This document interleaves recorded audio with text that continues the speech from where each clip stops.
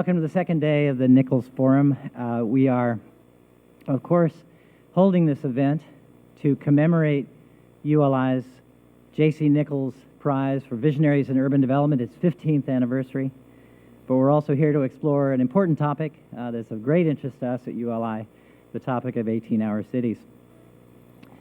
Now, J.C. Nichols, as you all know, was Kansas City's pioneering developer, one of the founders of the Urban Land Institute. He's pretty well known around these parts.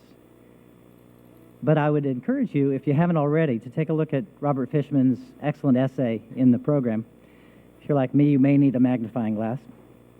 But it's a really insightful discussion of Nichols' role in not just Kansas City, but in the science of community building and his important intellectual contributions to the field. I also want to welcome Wayne Nichols, who's here this morning, and I think Kay Callison and Jeanette Nichols will also join us today, representing the Nichols family. They've been so instrumental in the creation and sustenance of this award over its 15 years. Now, if you were on the tour yesterday, you saw a lot of evidence of how Kansas City is continuing to transform itself into a 21st century American city.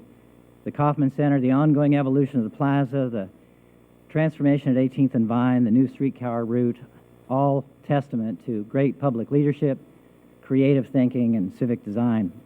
And what's happening here in Kansas City is happening in mid-sized cities around the country. It's what we call the rise of the 18-hour city. Cities that are active most of the day and night. They're not quite 24/7, but they're certainly not 9 to 5 either. They're fun and dynamic, exciting places to live, learn, work, and play. And they're competing with the larger global markets for talented workers, for new businesses and investment. They've traditionally been off the radar screen for the major institutional investors, but this is beginning to change. Now, the term 18-hour cities was coined by ULI a couple of years ago when we were publishing our emerging trends in real estate forecast. We didn't like the term second tier. It sounded too close to second rate or second class, which don't characterize these cities. If you're not familiar with Emerging Trends, it's one of our flagship industry publications. We publish it each year, do it in conjunction with PricewaterhouseCoopers, and a highlight of the report is our hit parade, our top list of the markets for investment and development around the world. It's based on a survey of industry leaders and participants. And for many years, the cities at the top didn't change much. It was the usual suspects. New York, D.C., San Francisco, Boston were perennials in the top 5. They were joined occasionally by Los Angeles,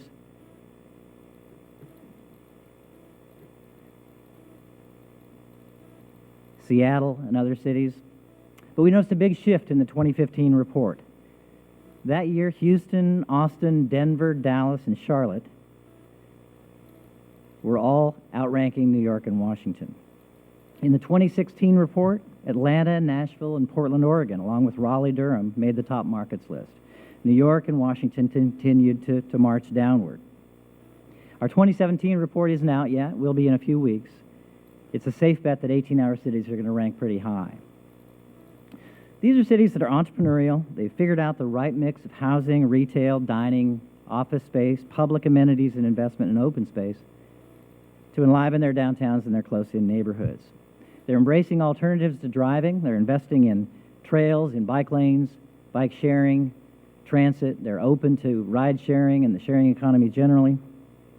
They're attracting growing numbers of millennials as well as baby boomers for the same basic reason. These folks like the energy and the convenience of being close to everything.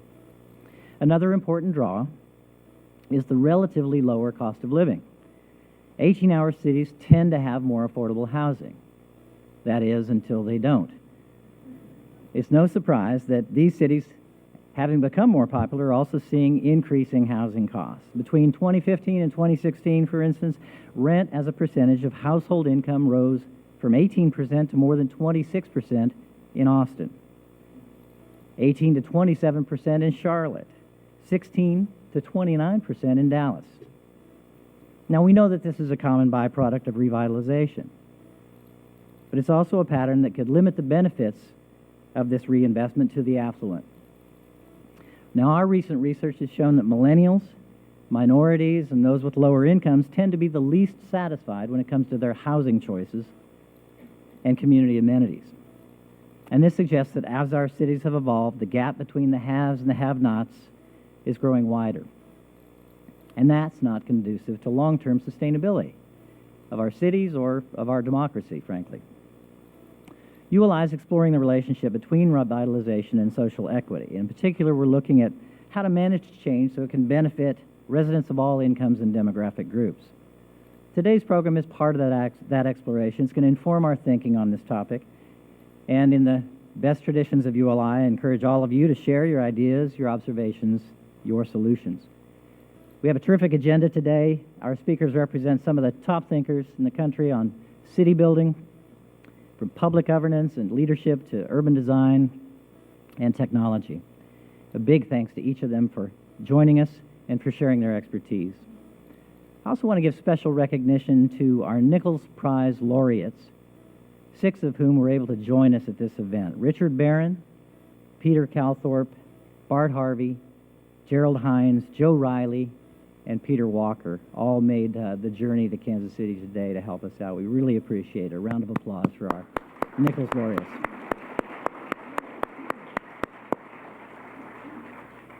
Each of these winners was selected to receive the prize because of their outstanding contributions to making cities more beautiful, more livable, and more successful. And we're really honored to have them with us here today.